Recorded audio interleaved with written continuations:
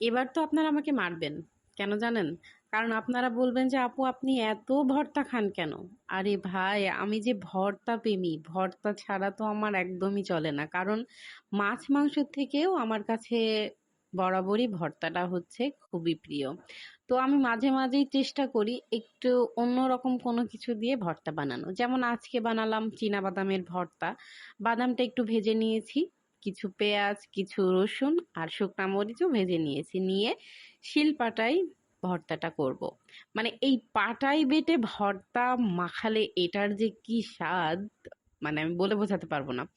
আর শেষে হচ্ছে একটু লবণ দিয়েছি, দিয়ে সরিষার তেল দিয়ে ভালোভাবে মেখে ভর্তাটা বানিয়ে ফেলেছি। এত সুন্দর এটার কালারটা এসেছে, একদম লাল লাল একটা অসাধারণ কালার। তারপরে খেতেও কিন্তু খুবই অসাধারণ।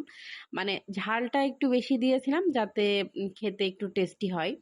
আর বাদামটা তো আসলে একটু মিষ্টি মিষ্টি টাইপের, একটু মিষ্টি মিষ্টি একটু ঝাল ঝাল, মানে খুবই ভালো লাগছিল। আপনারা বাসায় বানিয়ে জানাবেন মানে কেমন লাগলো আজকের রান্নাটা।